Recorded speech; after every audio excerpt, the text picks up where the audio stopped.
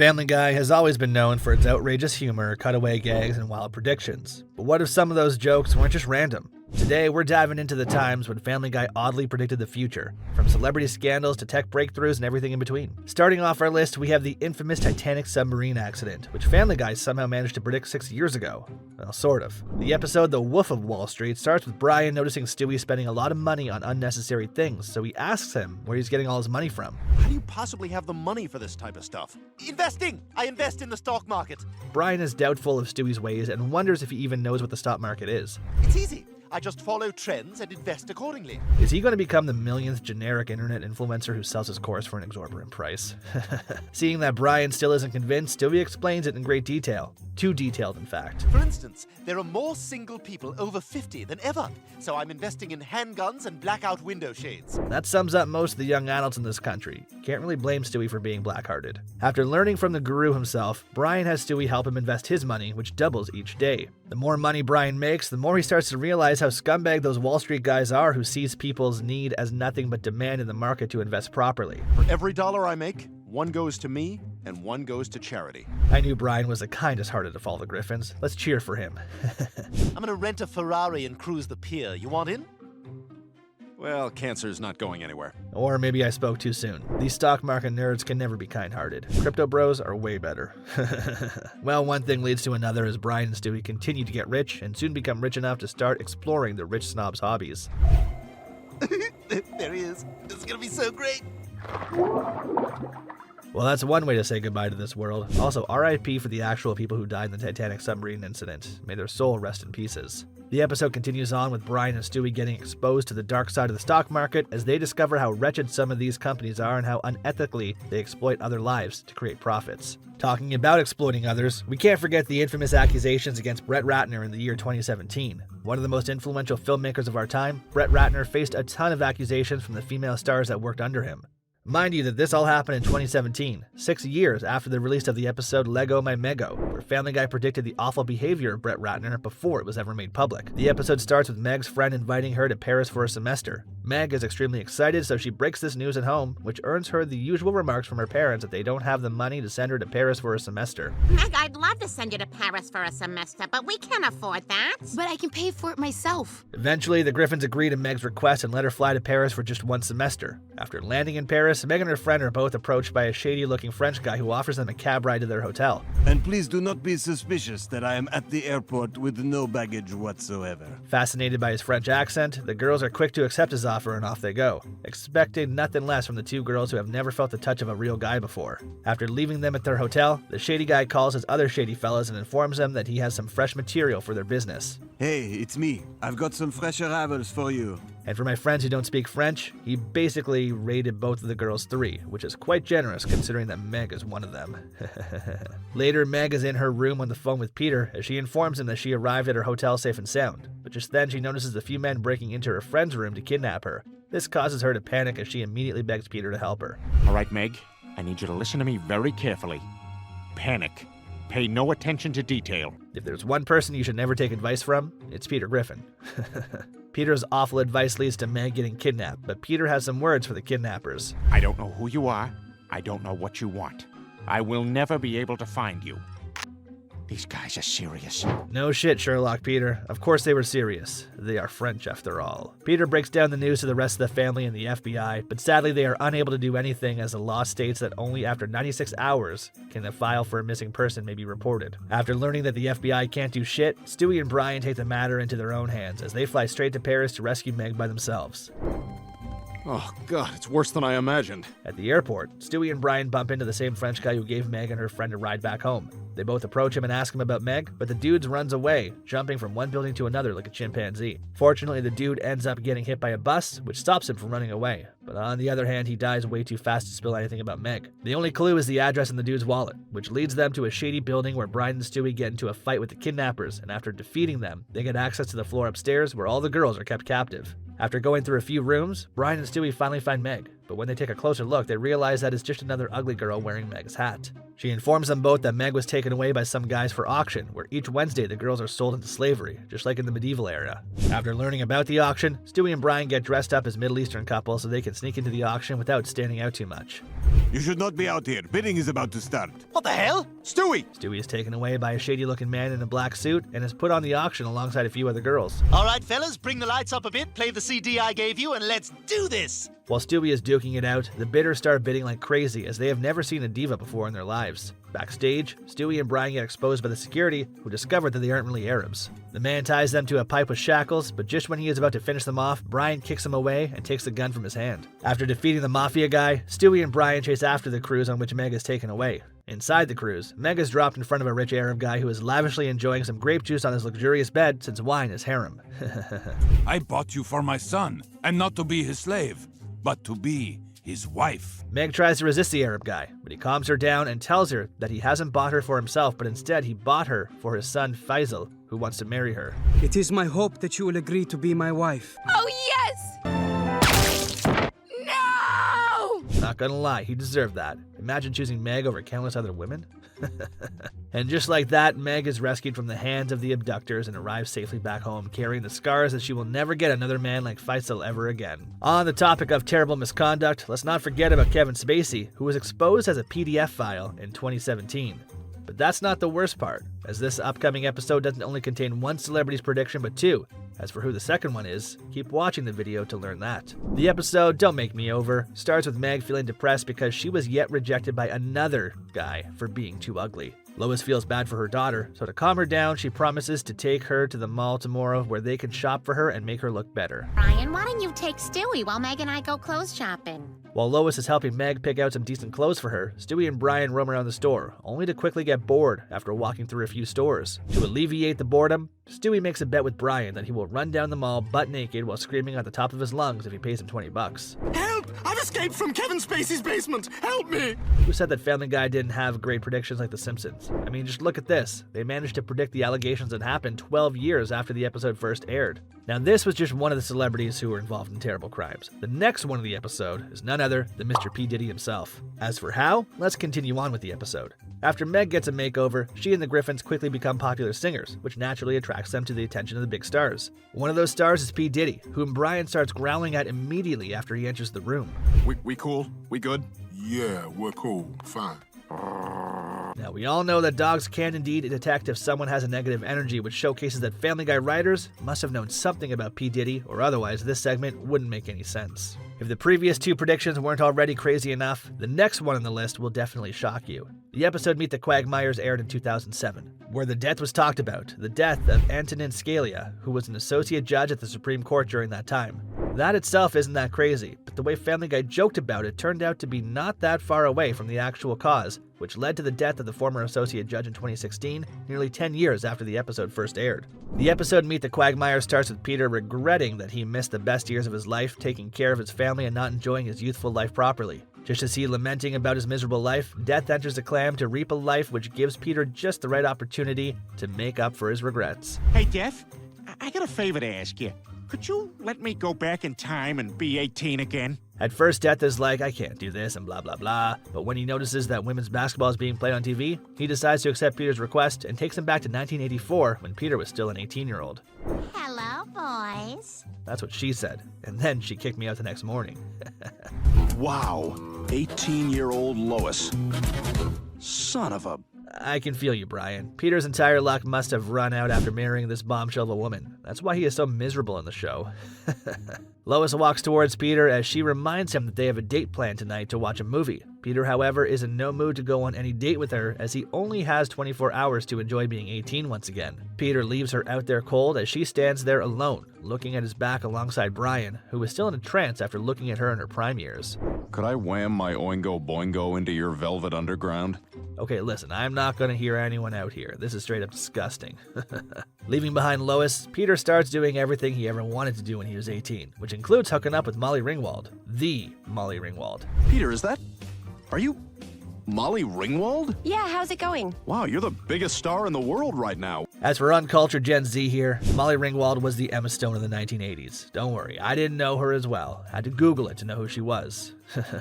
Death arrives and takes Peter back to the present, unaware of the things that this seemingly simple time travel could have caused. The following morning, Peter wakes up on his bed and finds that beside him lying down is not Lois, but Molly Ringwald. If that wasn't already crazy enough, Peter also finds out that Lois married Quagmire in this timeline and even had children together. To solve this messed up situation, Peter asks Death for his help once again as he begs for another chance to correct the timeline. Man, it's been a busy day. Dick Cheney, the chairman of Halliburton, shot Supreme Court Justice Scalia in a hunting accident, and a bullet went right through him and killed Karl Rove and Tucker Carlson.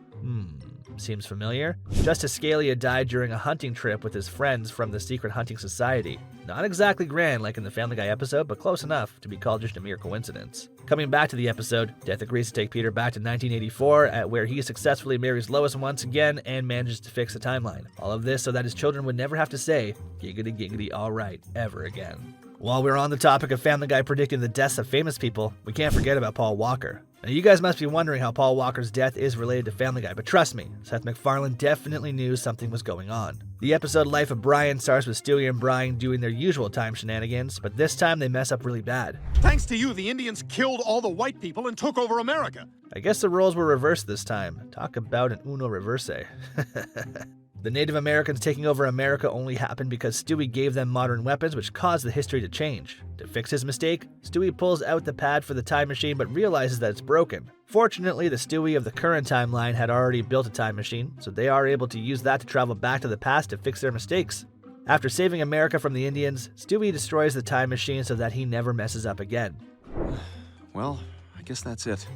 This is like the end of an era. Now that the time machine is no more, Brian and Stewie pick up new hobbies to pass time. One of those hobbies is hockey, which they plan to set up outside in the street, but while Stewie heads inside the home to fetch some supplies, Brian gets hit by a speeding car, which leaves him in a critical state. The Griffins take Brian to a professional vet, but even they can't do anything as Brian is injured beyond repair this time. The doctor brings the bad news to the Griffins, who visit Brian one last time, where he speaks his last words to the family before succumbing to his injuries. Well, that was the death of Brian, but all of you must have been wondering how it's related to the death of Paul Walker. Well, Paul Walker's movie name was also Brian, and he too died later in real life in a car accident. The weirdest part of this was that the incident happened just after 1 week of the episode's initial release. Well, if that's not a wild coincidence, then I don't know what is. Paul Walker isn't the only celebrity whose death Family Guy predicted out of sheer coincidence. In the episode Viewer Mail number 2, the second Viewer Mail was a segment dedicated to Robin Williams, in which Family Guy vaguely predicted Robin Williams unaliving himself, but rather in an uncanny way. The episode Viewer Mail number 2 starts with Peter watching Robin Williams on TV and commenting how he is the greatest and most funniest actor alive on this planet. Peter is so obsessed with Robin that he prays to God to turn everyone into Robin Williams. I wish everyone was Robin Williams! The god answers his prayers, and Peter is struck by a lightning bolt, which grants him the power to turn anyone into Robin Williams by touching them with his hands. Oh my god, you're Robin Williams! Amazed by his new powers, Peter starts to turn everyone around him into Robin Williams, which turns the entire Quahog City upside down. Even Peter's own family and friends get turned into Robin Williams, as Peter's touch turns everything that he touches into another copy of Robin Williams. At first, Peter was having fun being around so many funny people, but he quickly started to get bored with it, as they all kept repeating the same jokes. If that wasn't the worst part, Peter accidentally turns Lois into Robin Williams, which is also the final nail in the coffin as he finally realizes the gravity of his powers. Brian, this is a disaster! I turned everyone into Robin Williams! You gotta help me! Before Brian can give him any suggestions, Peter accidentally touches Brian, which causes him to turn into Robin Williams as well. Driven to the point of insanity, Peter decides to do the only thing to fix everything, and that is to unalive himself by placing a bullet in his temple. Damn these hands! Mwah! Well, I haven't been to temple in a while. Unfortunately, his powers start affecting inanimate objects as well, which turns the gun into a miniature Robin Williams.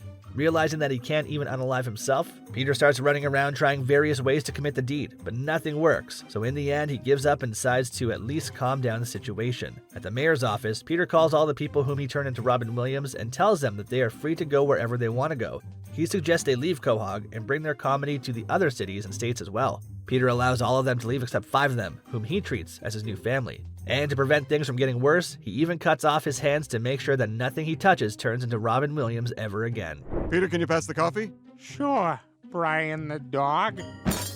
Anything for my family. On the topic of celebrities, let's talk about one of the most famous Family Guy predictions ever, the reveal of Bruce Jenner's true gender. The episode We Love You, Conrad starts with Brian learning that his ex-girlfriend Julian is getting married. Jillian's wedding? She's getting married? Wow, that's great! If that wasn't already a big enough shock for Brian, he soon learns that she invited everyone to her wedding except him. To cope with it, Brian starts to indulge heavily in alcohol, which makes Stewie call him out for it as he tells Brian that it would be better for him to see if Julian's fiancé is worthy of marrying her. Brian and Stewie accompany Jillian and her fiancé Derek to a dinner where Derek showcases his W-Riz, which leaves even Brian stupefied. So to cope with his feelings, he once again indulges in alcohol, but this time at a bar. Struggling to laugh at the racist remarks, Brian continues to drink more alcohol, and that's when he is approached by Lauren, who immediately hits it off with him. You remind me of my stepdad. That raises a lot of concerns, but making out with a dog beats all of them. The following morning, Brian wakes up beside Lauren and realizes what he did last night. Lauren doesn't mind him even though he is a dog, so they both leave the hotel without kink-shaming each other. However, they are seen by Stewie, who approaches Lauren and is excited to meet her as he talks about how much he loves her show. Seeing how enthusiastic Stewie is, she invites them to the set to watch how the TV shows are produced. At the set, Stewie stumbles into a lot of stars, including Brody Jenner. Ugh, look, there's Brody Jenner. God, what a douchebag.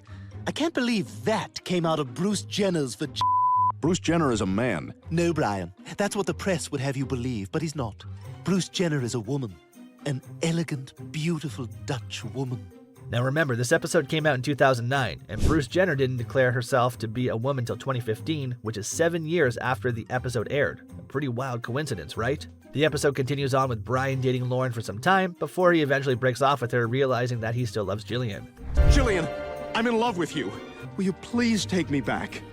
Brian, no. Sadly, Jillian doesn't feel the same anymore, so Brian is left heartbroken once again. All of the past predictions were quite small compared to the next one on the list, as not only did it cause waves across the country, but it also turned Family Guy into a controversy. The event I'm talking about is the Boston Marathon bombing, which took place on April 15th, 2013, just a month after the episode Turban Cowboy was released, which featured some extremely particular things. The episode starts with Peter and his friends thinking about doing something daring. Peter gives them two options. One will be extremely stupid, while the other will be the best choice. We could either A, rob a mafia poker game, or B, skydive. The group picks skydiving as robbing the mafia is nothing but a death wish. Peter is disappointed as he clearly wanted to rob the mafia poker game, but since the majority chose skydiving, he has no option but to go with it. After trying skydiving for the first time, Peter's disappointment turns into exhilaration as he realizes that this might be the best feeling ever. Hey guys, let's try to recreate this feeling for the rest of our lives with drugs. Fly high, as they say. After falling down for some time, Peter finally opens his parachute, which allows him to truly experience the pleasure of skydiving to its fullest. I'll tell you, Bob, I just got in my car and drove it. And when there was a guy in my way, I killed him. The marathon that Peter crashed into was the same marathon that suffered from a terrorist attack just a month later. Now this doesn't really seem to be correlated, but wait for the next part, as everything will soon fall into place. After his first skydiving experience, Peter continues to do it again and again till he eventually gets injured and hospitalized for a few weeks. During that time in the hospital, Peter makes a new friend named Mahmoud. Peter and Mahmoud quickly hit off together, as Peter really seems to like his Muslim skullcap. Hey, you know who'd look funny wearing one of those? The Monopoly guy. Go directly to jail and convert to Islam. No wonder the black Muslim population grew a lot all of a sudden. After recovering from his injuries, Peter introduces Mahmoud to his friends, who don't really like him, especially Quagmire and Joe, who seem very suspicious of him. Brian feels that they are being Islamophobic and tells him to stop being racist. Despite the criticism from Quagmire and Joe, Peter continues to hang out with Mahmoud, who eventually manages to convince Peter into becoming a Muslim. In Muslim culture, wives are much more obedient. No way, that's awesome! After Peter becomes a Muslim, he becomes a part of Mahmoud's inner circle, who plan to blow up Quahog's bridge. Later at the clan with the boys, Peter reveals it accidentally to Joe, who tells Peter that he must earn their trust to join the mission so that they can sabotage it using his information. Joe places a wiretap on Peter's chest and has him infiltrate the core meeting. There, Peter learns more about the attack and how Mahmoud and his friends want to use Peter's identity as an American white man to get past Toll without any suspicion. However, during the meeting, Peter accidentally reveals his identity as a spy, which causes Mahmoud and his friends to turn on him as they forcefully make him drive the van filled with explosives to the bridge past the Toll. Okay, you're good to go. Fortunately, Joe saves Peter and also stops Mahmoud from pushing the button, which saves countless lives and Quahog's bridge.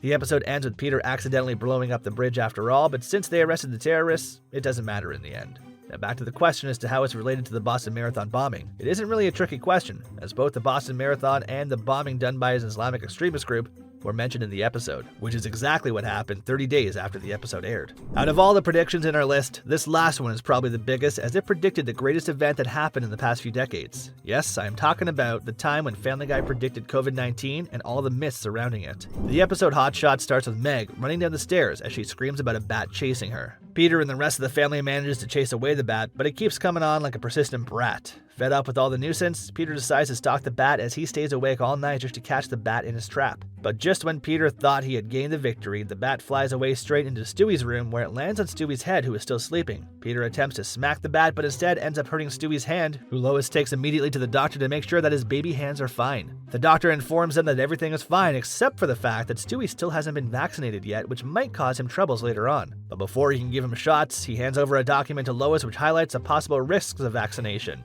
After learning the side effects, Lois and Peter become skeptical of the vaccines and decide not to have Stewie take the shot. However, the couple doesn't stop here, as they start a movement all across Quahog to suppress the vaccination rates so that the government can't control their children anymore.